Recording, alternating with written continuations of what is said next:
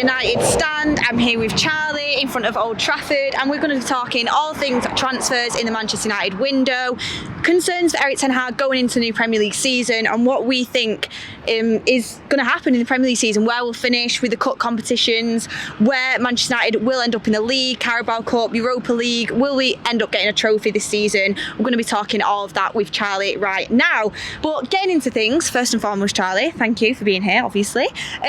Transfer window, we'll start with the signings that we've got in. Lack of signings, who we need to get in. But starting off with the signings we've actually got, I'll start off with Malacia. First one we got through the door, left back, played a bit in pre-season, done pretty well. People are wondering if he's going to start the season, should it be over Shaw? In your opinion, do you think Malacia over Shaw is what is going to ultimately going to happen under Ten Hag in this season? I think it's an interesting one. I think the fact, no one really thought that we were going to bring in a left back, right? I think if we were going to bring in a full back, everyone thought presumably it was going to be in the right back spots for Wan-Bissaka to depart. But the fact that we've brought a left back in, obviously Ten Hag is thinking that that's obviously a weak spot now that obviously Telles has departed as well. So I think why not, right? Shaw has not really shown much promise over the last season, although he had a great season before that and was obviously had an incredible Euros. I think it's up for debate, and obviously that's why we're debating about it now, right? So I think it's 50-50 in my opinion.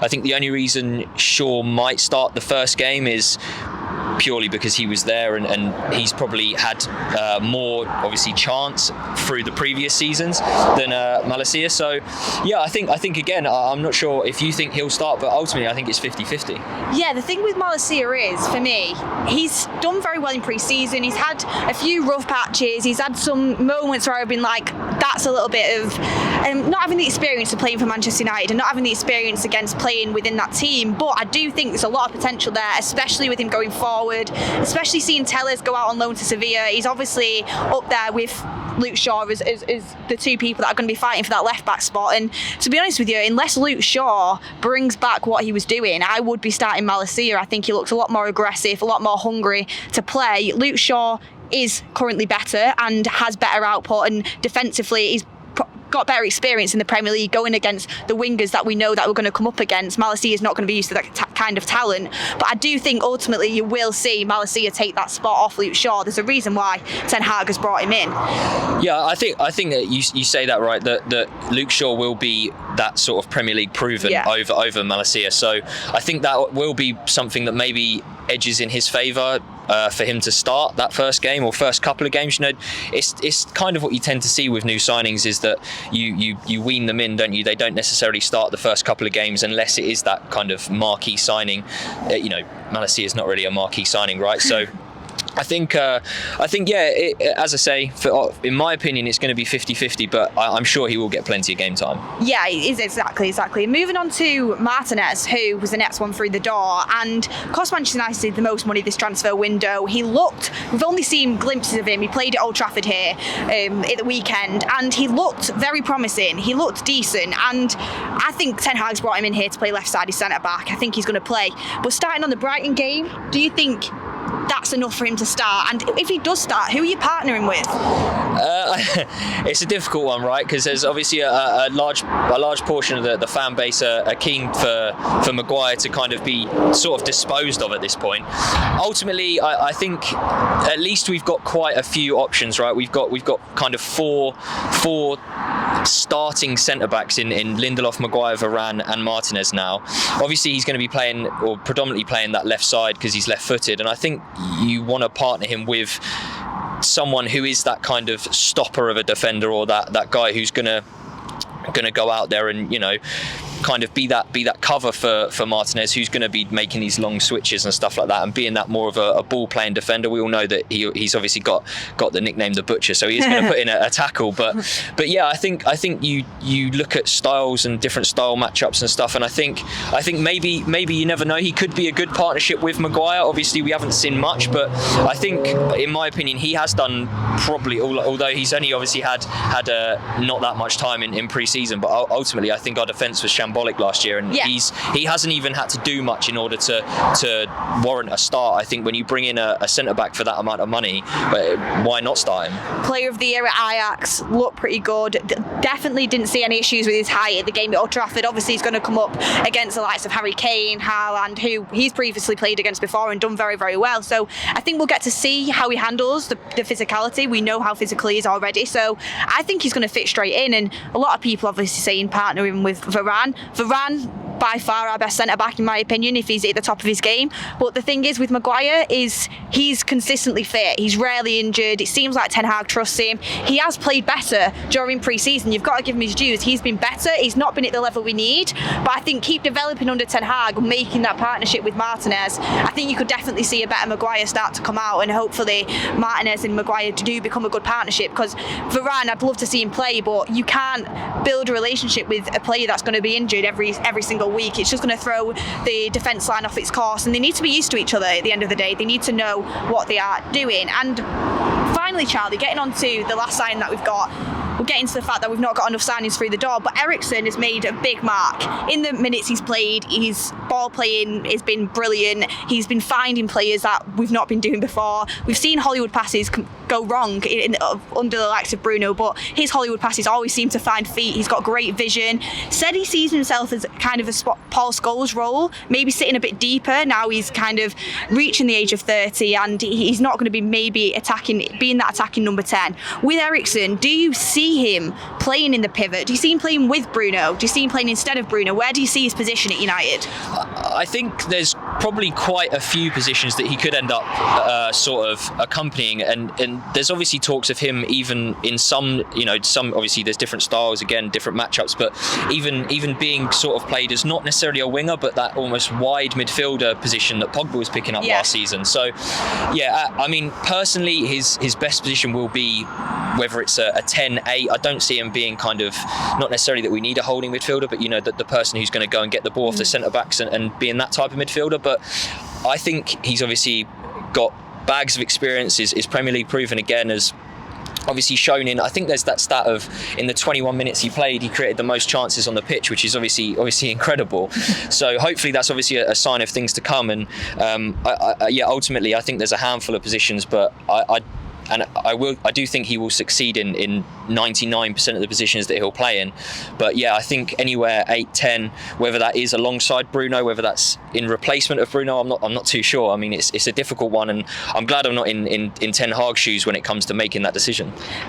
Honestly, for me, I see them playing together. I think Bruno, despite the criticism he's come under pre-season, he's not been the player that's been getting all the goals, getting all the assists. He's not been that star player that we've seen him be when he first came in, that everybody expects. But I think his game, he's become more disciplined. I think there's definitely potential there for him, and I think he's one of the best players in our squad. I think he has to play. I think he play with Eriksen, and I've said this, and I know a lot of people will agree, Fred has had a brilliant pre-season, and I think there is room for Fred in that first team. I think he will be part of the first team, but honestly, I think we signed De Jong. I would not be surprised, Erik Ten Hag. I think we'll ship goals, but I won't be surprised if you see Eriksen, De Jong and Bruno in a midfield three. I think he might play De Jong and Bruno as the pivot players that kind of drop back a little bit, Eriksen going forward and in that McTominay role that he's been playing, and Bruno again being the number 10. We know Ten Hag said about De Jong losing his attributes if he plays that role, but I think at the end of the day, Ten Hag, he wants to play players that are going to attack, and he wants to play players that can look after the ball, and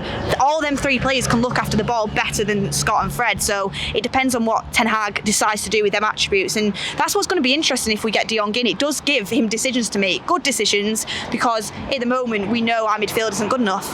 Ultimately that is obviously what Ten Hag wants. He wants decisions to be made across the whole squad, right?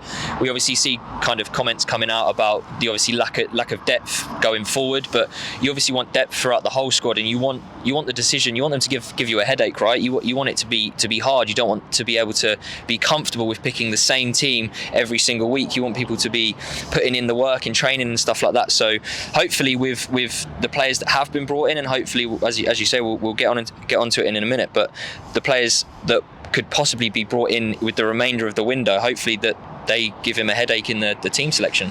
Well, that's the thing, because we've got to go over it. The fact that we're going into this season with a worse squad than last season, with depth-wise, they've got 5 subs, all the teams around us are strengthening. For you now, looking at the teams above us, looking at our competition, let's face it, Arsenal is our competition at the moment. That's the kind of playing field we're on. We're not competing with City and Liverpool, they're way above us. Chelsea and Spurs kind of in competition with them, but Arsenal, realistically, 5th and 6th spot, that's the position that we're taking up in the league table. When you look at the business that other clubs have done around us, where do you think we need to strengthen? And looking at the competition, where do you see us fitting in with all them teams, with the amounts they've strengthened compared to us? I think it's always difficult when everyone around you, or the spots that you're looking to occupy, you know, the kind of top 4 areas which we should be looking to obviously break into. Maybe not necessarily this season, but next season definitely. It's obviously always very difficult to look at other teams spending the amount of money that they are when we're kind of not. You know, you've got Chelsea, who pretty much were level with us in the terms of spending, and now obviously have just ramped it up, right? They're off spending like there's no tomorrow, like money grows on trees. But yeah, I think it's hard to watch, and I think ultimately if we were to make no more signings for the rest of the window, I think we'd struggle, in all honesty. With, you know, we've lost a lot of players, and as much as people will be happy to see them players leave, regardless of kind of your opinion with that, when players leave, you've got to replace them with not necessarily like for like, but you know, these are squad players. You've got to then replace them with squad players, or even better, and then these other players become squad players. You know, you can't just have people constantly leaving, and I think that's kind of what's happening as well with the current players like Eric Bailly and stuff, who are struggling to leave, is because the wages they're on. But not only that, is who are we going to bring in to also replace these guys, right? Like it's a very, very difficult situation that not only Ten Hag has, but you know, the Man United board. And as much as, you know, I'd love to welcome another 10 new signings, I think obviously it's not only unrealistic, but I think it would kind of upset a lot of other players in the team, and I just think we'd be very hard done by if we don't sign anyone else. I think probably 2 or 3 more would be a good, depending on who, right? Yeah. But would be a good window. But you know, we could bring in some unknown people and obviously make it very difficult. But I think ultimately we've signed 3. I think if we can get another 2, making it 5 by the end of the window, I think that'd be very good. Well, that's the thing. I think we'd be lucky if we get 2 more players in, if I'm being honest with you. And you've still got players wanting to leave in the likes of Ronaldo. And the exact reason why we need to invest more into the squad is you've got a situation now where Martial looks like he's injured for the first game of the season. Ronaldo doesn't want to be here. Ten Hag saying he's a bit behind on fitness. Who are you playing in that striker role? Rashford isn't good enough to carry it. Martial, we know he's had problems with injury before. We need at least 3 strikers in there. Man United are looking at Sesko. I definitely think we need to get someone in who can play across that front 3, preferably a striker. I know a lot of people want a winger, but you've got players that can take up the winger position. Ten Hag wants Anthony, could go in for him next season. We need a striker. And also midfield, desperate.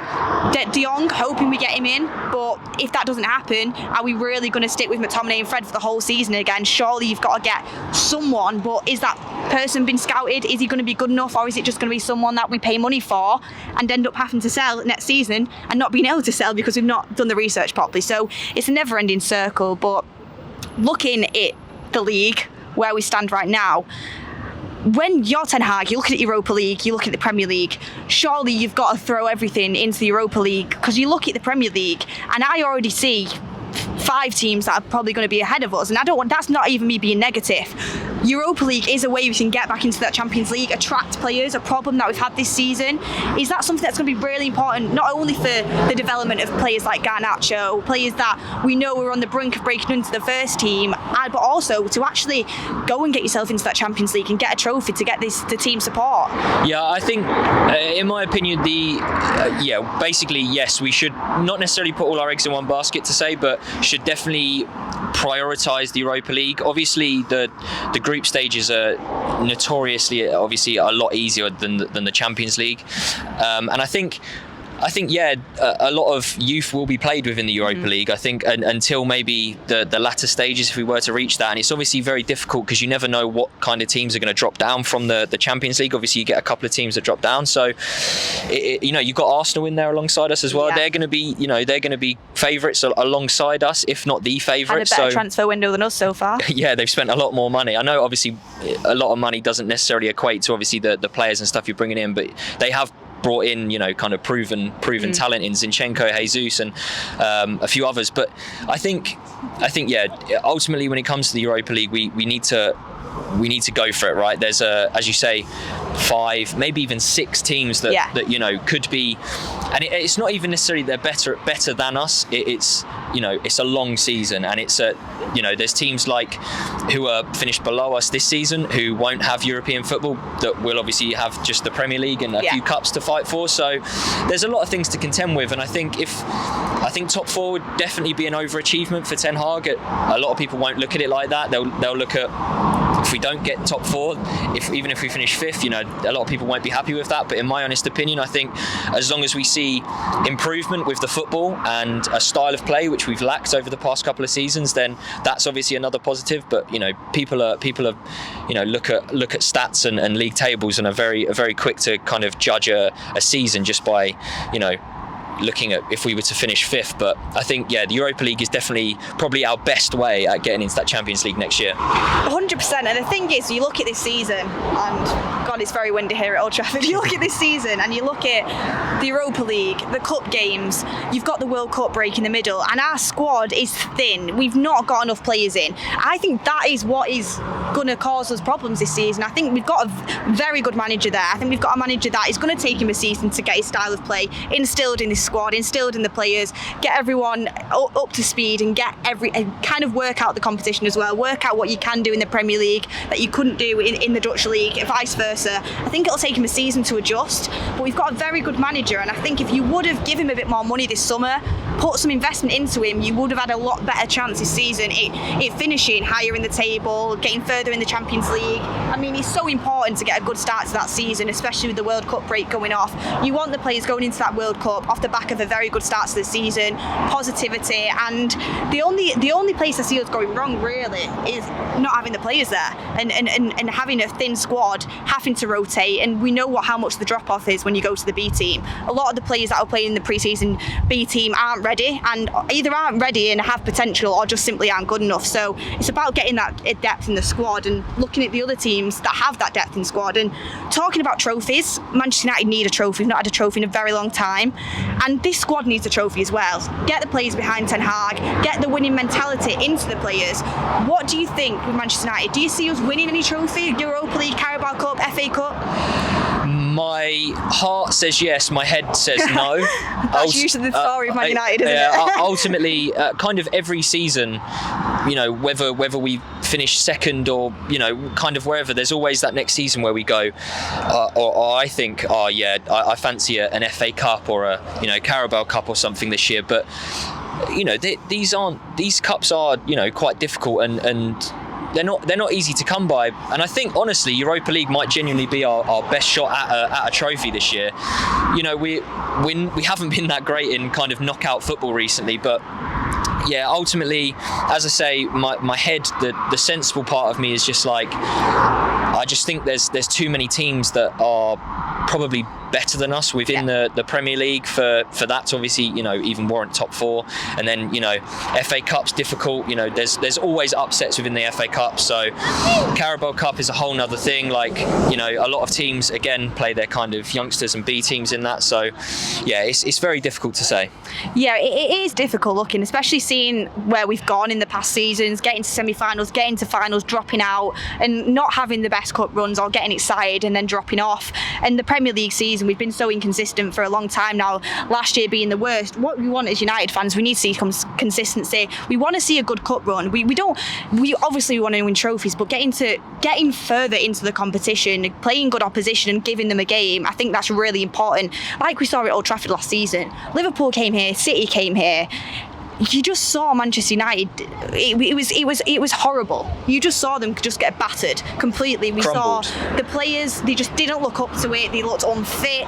You just watched them just take pelters after pelter, and it was awful as fans to not even compete. Previous seasons we've lost or we've finished further down the league, but we still give them competition. We want to be competing in every single game in the league. But when you're talking about cup competitions as well, I agree. Europa League definitely is the competition we need to be going for. Simply enough because the teams in there aren't as good as what is in the FA Cup, Carabao Cup and the Premier League, but Premier League's important. We need to be looking at getting at least into the top 5. I think 5th or 6th is where we'll probably end up. But coming on to the Premier League predictions, because that's what everyone wants to know. Thinking about Premier League this year, looking at what we've got right now, and simply just based on what we've got right now and what you think is going to happen in the transfer window, what you've seen in pre-season, Erik ten Hag with this Manchester United team, he seems to have changed the style. But where do you see us? Do you see us changing our league position, or do you see another very competitive year? Yeah, it's definitely going to be very, very competitive. I think, as we've said it multiple times, but there's a handful of teams who are better than us over the 38 game season. I think we'd ultimately, with the Premier League, I think we'll probably be lucky to even get 5th. I think 6th is, I don't know if I can bring myself to say we'd finish lower than 6th. I mean, it's always a possibility, right? Like, it's horrible to think about, but I think honestly a good Premier League season, take everything else out of it, would be, you know, showing that style of play, as I mentioned, and the progression when it comes to different tactics and how he adapts to different games and stuff, and also a top 5 finish. Yeah, I do think if we go into this season now how we were last season, with the same coaches and the same way we played last season, we'd be coming like 10th, 9th, 8th. Genuinely, I think last season you saw some teams drop off when you didn't think they were going to. We got very lucky in certain situations. We were lucky to get into the Europa League, honestly, on the last game of the season. This year, I'm going to go 5th. I think 6th, but I'm going to say 5th to be a bit more positive. I just don't see us breaking the top 4. I really don't. You've also got Arsenal to contend with, who have also strengthened. They didn't make the Champions League last year. So I see Manchester United finishing 5th. And before we end the video, who do you think will win the Champions League and Europa League? Europa League, I'm actually going to go. I'm going to go. It's going to be an Arsenal Man United final, and we're gonna beat them. I'd love that. Yeah, that's what we're gonna do. And then who's gonna win the Champions League? Champions League of the past, that. Yeah, I reckon. I'm gonna go with PSG. Something random. I reckon I don't want it to be. I think it might be City or Liverpool, the dominating football, unfortunately. But that's the level that Manchester United have got to get to. They can do it under Ten Hag, but they need the investment. We need investment in this squad. We need transfers before the end of the window.